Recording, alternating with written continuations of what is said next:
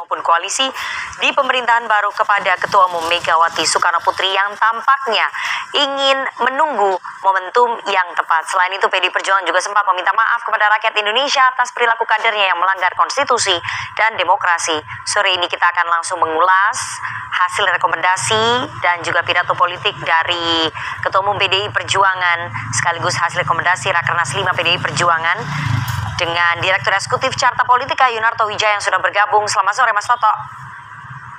Selamat sore Nana. Mas Toto, ini menarik sekali ya, penutupan Rakernas 5 PDI Perjuangan. Ada beberapa rekomendasi dari 17 rekomendasi. Ada beberapa poin yang menarik nih rekomendasi Rakernas PDI Perjuangan, menyebut secara gamblang bahwa pemilu 2024 adalah pemilu paling buruk sepanjang sejarah demokrasi Indonesia dan merekomendasikan peninjauan kembali sistem pemilu. Bagaimana kemudian sistem pemilu yang tepat sebetulnya? Apakah perubahan sistem pemilu itu solusi yang tepat untuk menghindari adanya pelanggaran konstitusi dan juga demokrasi, Mas Toto? Iya, sebetulnya kalau kita coba baca rekomendasi yang muncul itu kan hanya cerminan dari pidato yang sudah dikeluarkan oleh Ibu Mega. Jadi kalau kita dengar Ibu Mega berpidato, itu menurut saya sudah puncak dari bagaimana kita bisa membaca substansi sikap politik PDI Perjuangan.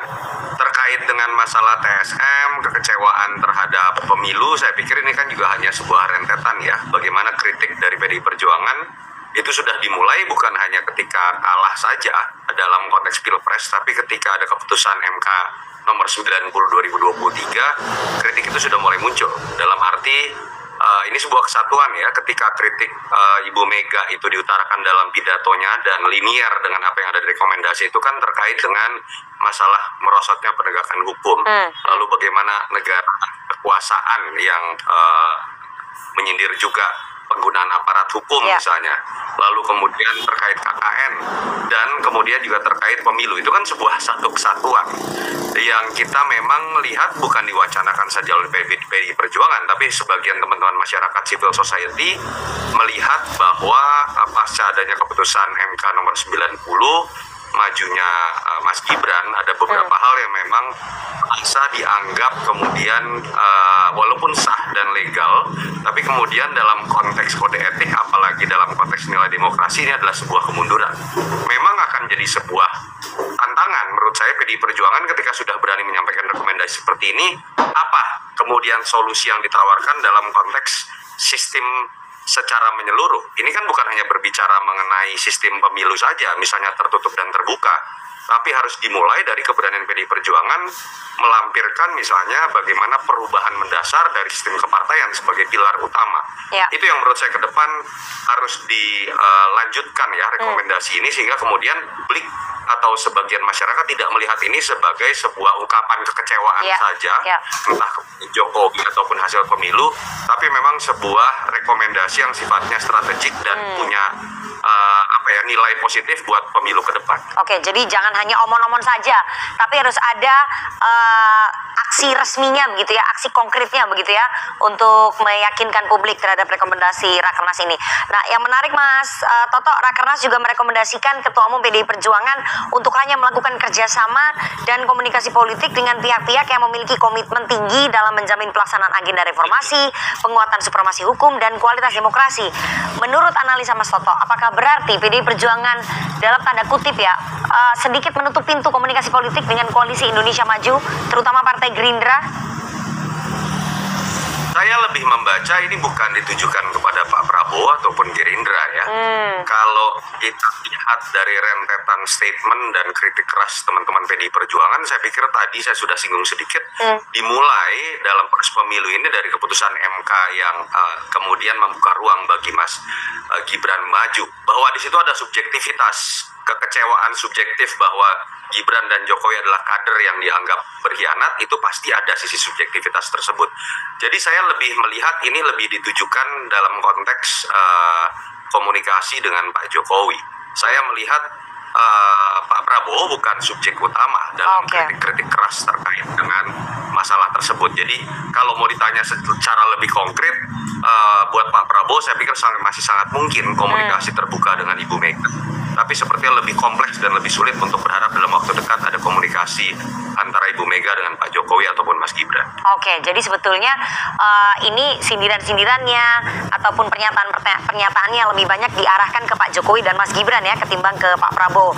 Nah, ada dua sisi, Nana, sedikit. Satu, dalam konteks pemilu, ketika Mas Gibran maju.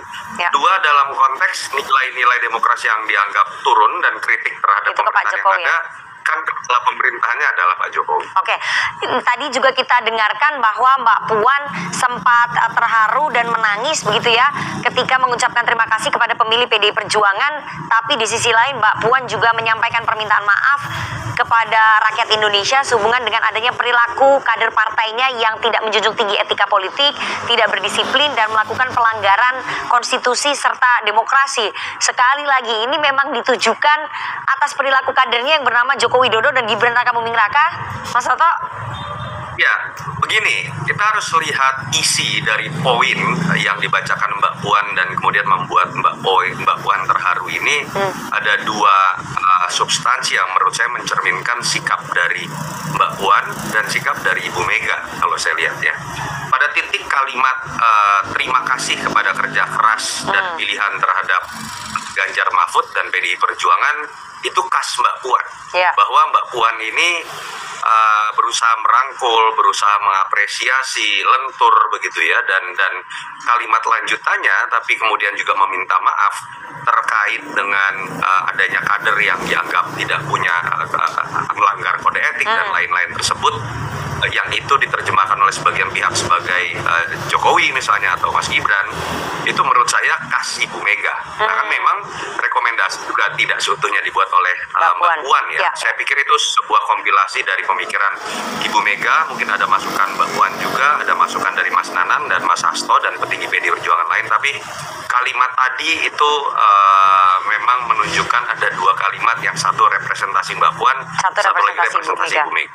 Tapi kalimat itu permintaan maaf terhadap perilaku kader yang melanggar konstitusi itu cukup keras ya Mas ya? Kalau itu memang ditujukan untuk Pak Jokowi dan Mas Gibran. Saya pikir jelas ya, apakah kemudian statement itu hanya muncul pada poin tersebut, kan tidak. Sebetulnya kan statement teman-teman PDI Perjuangan selama masa kampanye, pasca pemilu, termasuk kemudian dalam pidato Ibu Mega, mencerminkan kalimat tersebut. Dan memang harus diakui, itu seperti sebuah kalimat perpisahan menurut saya yang disampaikan secara resmi dan terbuka di hadapan kader. Yang menarik bahwa Rakernas 5 partai memberikan kewenangan penuh kepada Ketua Umum Ibu Megawati untuk menentukan sikap politik partainya terhadap pemerintahannya Pak Prabowo Gibran. Dan tadi Bu Megawati secara santai gitu mengatakan bahwa saya main-mainkan dulu begitu ya, tidak mau terburu-buru. Apakah Anda melihat bahwa ini PDI Perjuangan lebih berhati-hati, menunggu momentum sambil melihat situasi politik sebelum memutuskan sikap? Begini, dari awal Nana, saya selalu mengatakan kita tidak akan bisa berharap ada keputusan terhadap pengambilan sikap atau deklarasi bagaimana posisi PDI Perjuangan terhadap pemerintahan Prabowo Gibran di Rakernas ini ya. Pertama karena pattern dari sejarah yang dimiliki oleh PDI Perjuangan itu biasanya diputuskan bukan setelah Rakernas, tapi setelah Kongres. Dan itu sebuah pattern, bukan pattern baru, tapi pattern lama. Jadi menurut saya ini memang baru akan diputuskan resmi pada saat nanti Kongres 2025. Dan dalam pertanyaan apakah dalam masa jeda antara Rakernas sampai kemudian nanti Kongres PDI Perjuangan akan mengambil di posisi apa, ya saya pikir PDI Perjuangan akan mengambil posisi seperti selayaknya logika pemilu, logika demokrasi. Siapa yang kemudian memang